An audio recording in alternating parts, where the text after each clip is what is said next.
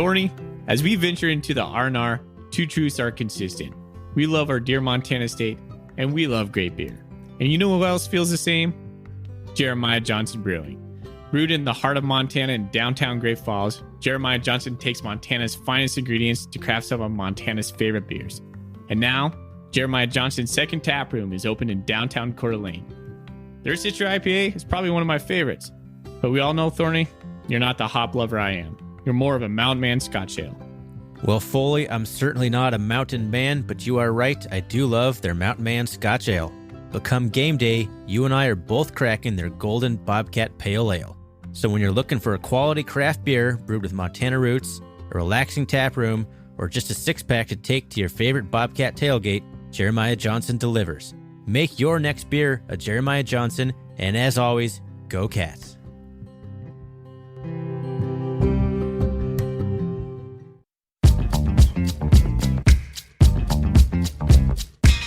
Welcome, everybody, to the R&R Catcast, a fan-based podcast focusing on Montana State athletics. We're two dudes named Ryan from the state of Washington talking about our dear Montana State. We hope you enjoy.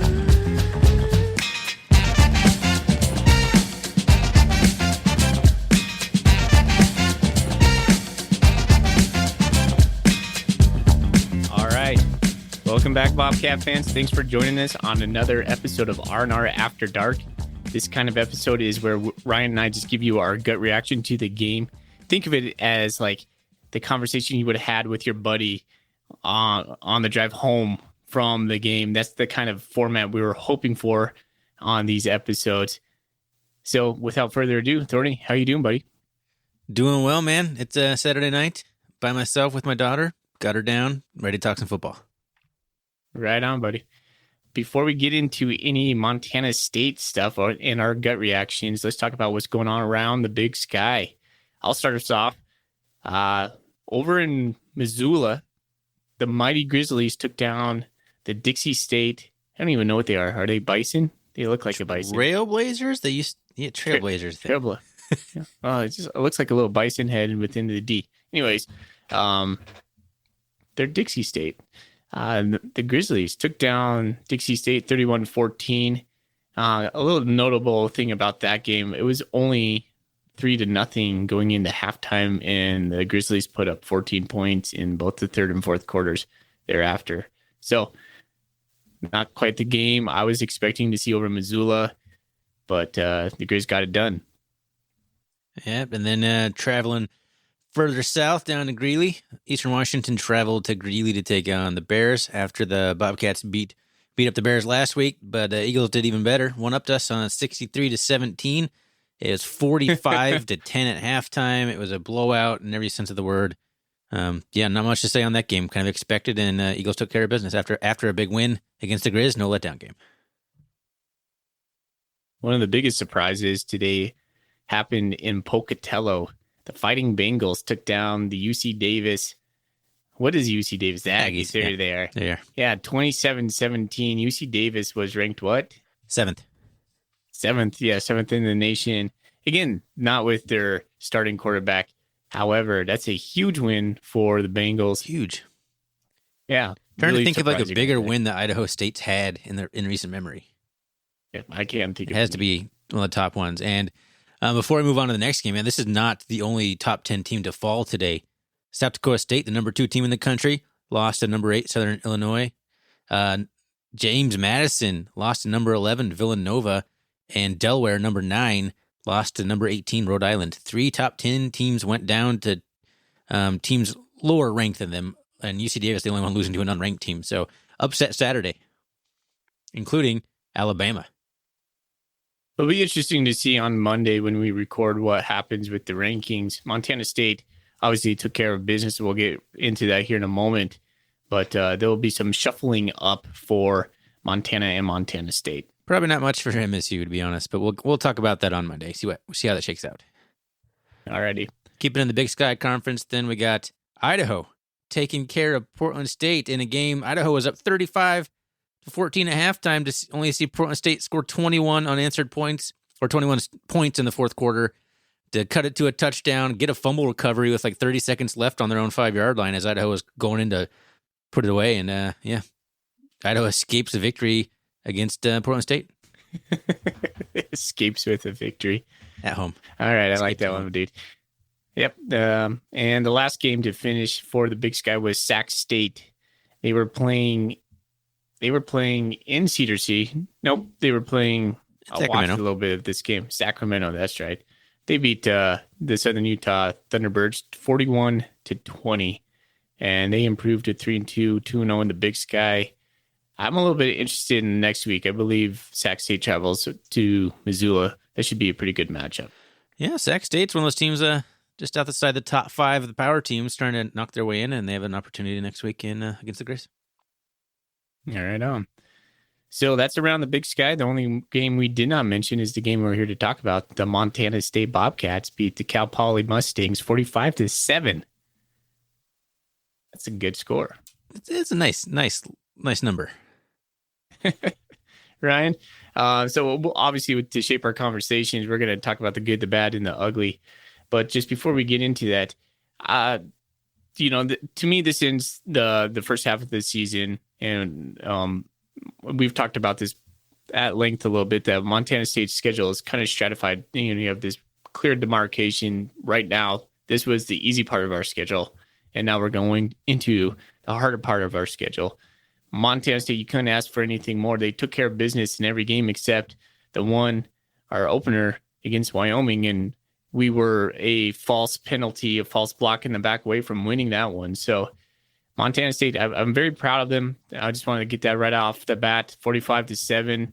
We expected Montana State to just lay it to Cal Poly. You were totally right on this, Ryan. You talked about this on Monday night when we talked at like how Montana State should just have this in hand by second quarter to rest the starters, and we'll get into that here in a little bit. But Montana State did exactly what we expected of them, and now we're just full head of steam going into Ogden this week. So just really proud of the Bobcats. Yeah, I think we both predicted 4-1 in our preseason prediction episode, and here we are, 4-1, heading into the meat of the schedule. Okay, well, let's get into the good. Thorny, why don't you start off? Well, I mean, it's a good time to piggyback right onto what I was going to say, because what you just said, getting the starters out early in this game, I thought that was such a key thing to have happen for the short week against Weber State coming off a bye week, and they're getting healthy. So just to be able to get so many starters, so much rest time, I think the starters were out early in the third quarter, at least the major contributors you're talking about. So, man, that's as good as you could ask for in terms of that. So I'm super happy that we dominated in such a way that we could accomplish that in such so we could be as healthy as we can possibly be heading down to Ogden on Friday. Yeah, you couldn't ask for a better situation going into a short week. The thing I really liked, one of the things I really liked about this game, there's a ton of good things I think we could talk about. So we had 4 interceptions. When's the last time we had 4 interceptions in a game? That was remarkable. I can't even think of that. I'm going to try to remember off the top of my head right now. It is late. Let's see. Let's go through the interceptions. First one was a hit by Jeffrey Manning on a third down play in the first quarter.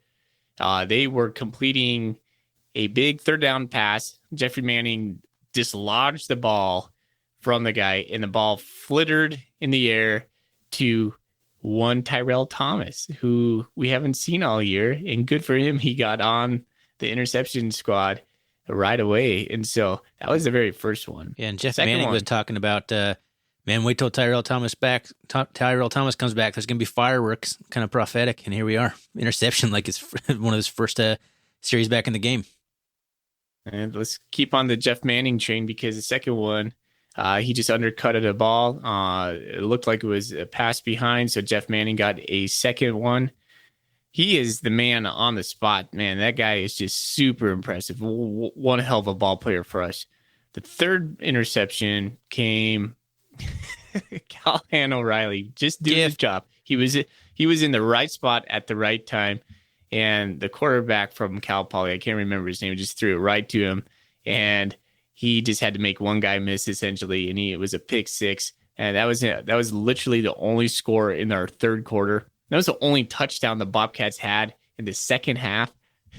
to win 45-7, only scoring like 10 points in the second half. Oh my gosh. And the last interception was Tayden Gilman on a 4th down play. Cal Poly in the red zone. Tayden Gilman literally held the receiver. There was a holding call, not called, fortunately. And then Tayden Gilman just ripped the ball right out of this guy's hands. And then, so had a lot of more interceptions on the day. Yeah. So that was really cool. I couldn't remember a game. I couldn't remember a game when we had 4 interceptions. So good on the Cats right there. Yep, I had that written down. Turnovers extends our turnover game streak to like 31 or 32, whatever it is now. So gotta love that. Next good thing I want to talk about to keep this moving, man, the second quarter. Is that the best quarter of football the Bobcats have played this year? We outgained the Mustangs 209-40. We scored 28 points. And after a relatively even flat first quarter where it was, actually, I think the Mustangs actually outgained us. So second quarter, just absolute domination, turnovers, everything just kind of steamrolled and went our way in the second quarter. So I just wanted to call out how good of a second quarter that was in my good category. Fonse had 3 touchdowns in the second quarter. That's impressive. That's a good quarter of football. In fact, he had 4 touchdowns. One of them that wasn't called a touchdown. The pile honestly was moving. He made it in, and they spotted him short of the touchdown. He had that touchdown. Here they are. He got it on the second play right after that. He took a wildcat snap that I don't think maybe once we've seen this year, and he just bulldozed his way into the end zone. So that was really good on him. But yeah, he honestly scored 4 times, I believe, in the second quarter. That's not too shabby. Yep. That was great. The last thing I think I have in my good category here is just that the score reflected the level of domination, which it did not last week against Northern Colorado. 35-0 at halftime felt like that's actually correct. Like we're whipping up on them, 35 points, dominating the game in every way, shape, or form, and the score reflected that. Cal Poly, you can tell that's an inexperienced team trying to find their footing. They made a lot of mistakes, but we capitalized on almost every single one of them. We just did what a good team does, and it felt that way this week, whereas last week it was only like we scored late because of the Zambrano interception, and it was like 27-7 or whatever it was. It didn't feel like it. It felt like it should have been way worse. So at least this way, the score reflected the level of domination of the game. Cats really did dominate this game. I did have one more thing on my good list is Tommy Mellott. Looked like the second coming of Troy Anderson on that 74-yard scamper. Was that predictable? Was that predictable? I know you were. I'm pretty sure that's the same play you were harping on last week as being predictable. Yeah, when it works, it looks great. He made a nice cutback and then just went to the house. Yeah. I did not know Tommy Mellott had that kind of speed. That was really cool to see. So yeah, pretty stoked on that. Nice job, Tommy. He's gonna throw it one of these times. You know he is. I hope so. I really do. All right. Anything bad? I know I have very little written down. Like we said, Montana State just dominated this game on all 3 phases. It's hard to kind of nitpick right now. That was a really complete game for the Bobcats. It is, and I don't want to call this category bad because that's too harsh of a word for anything that I'm going to say. Maybe some work-upons, I believe, is a word that you use a lot. Or is that 2 words? I don't even know if work-upon is a word or it must be 2 words. Anyway, Matt McKay's decision-making, I think, could have been better this game. I thought his RPO stuff, he kept it, like he just didn't make the right reads a couple times, and I thought that he missed some open receivers, and he threw the ball in some situations where he could have been more aggressive. He dumped off, or he could have taken a few more seconds to try and find someone open where he had no reason to dump it off so early. I mean, overall, it was another just typical Matt McKay game. I actually don't have his stats in front of me, but he was out in the middle of the third quarter anyway. But I know his efficiency was real high, 1 or 2 touchdowns. His stats are great, but I just, if I'm going to nitpick on this game, Matt McKay could have made some better decisions in this game. I'm glad you brought that up because I was a little bit frustrated when he pulls the football in the RPO game. He was getting stuffed. I mean, he didn't have anywhere to go. And then even the announcers, Taylor Barton was talking about how when he's doing a bootleg and checking it down to down to the guy in the flat, like how he just was misreading that, and just would be a very simple gain for Montana State if he would just read that correctly. One time he just did not let the play develop and in the downfield and missed maybe a touchdown and chose to check it down. And then one time he just waited too long. He missed a window to check it down, and he just had some kind of head scratching plays. Yeah. To me, when I watched this game, this was Matt McKay's probably worst performance of the season.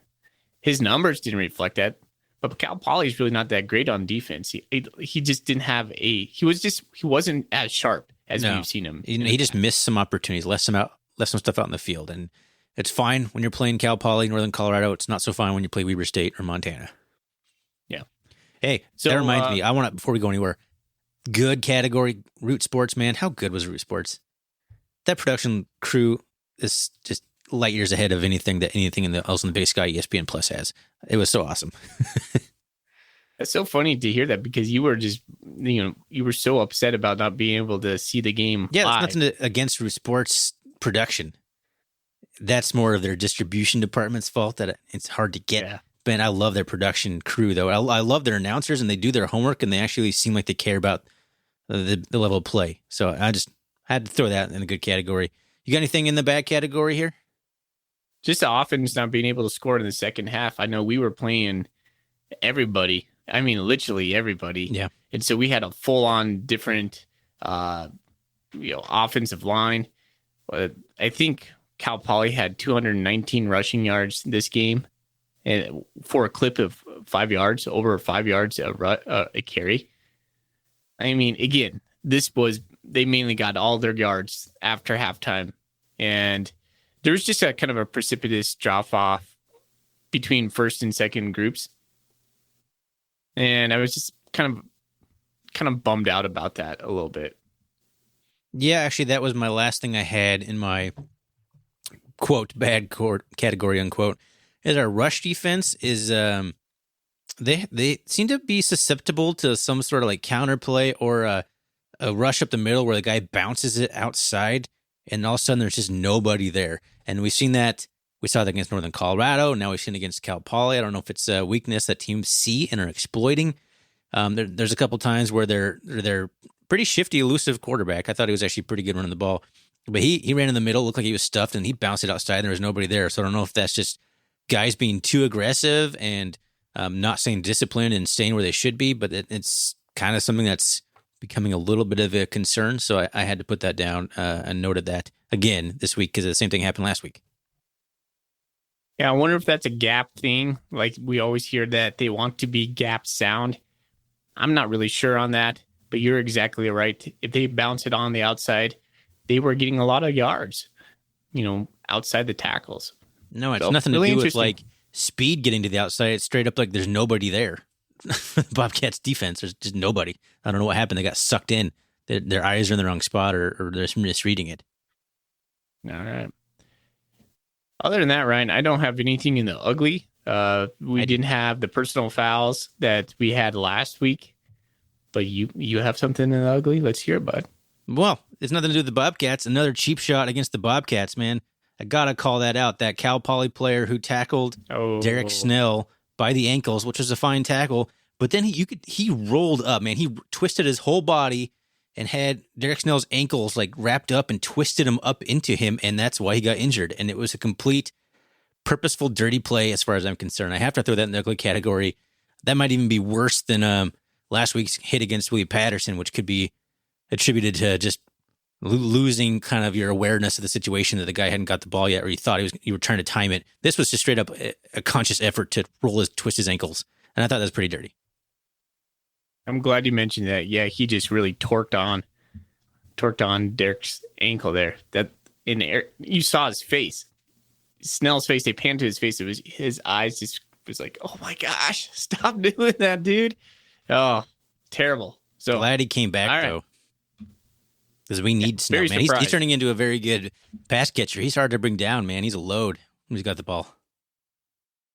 There's one or two drives where we were really leaning into the tight ends. There's a whole lot play of after that play today. Yeah, they might have saw something they could capitalize on tape, and so that was good on them. All right, Thorny, we're getting to it. Does that mean you want me to do the outro? I think so. I'm good to go. Just never 20 minutes get into in. it before. I wasn't sure what that meant. All right. Thanks for everyone listening to our little instant reaction episode here late on a Saturday night. I may try and get this actually published out tonight. We'll see. Tonight, Saturday, or Sunday morning. We'll see. Please follow us on Twitter, our CatCast.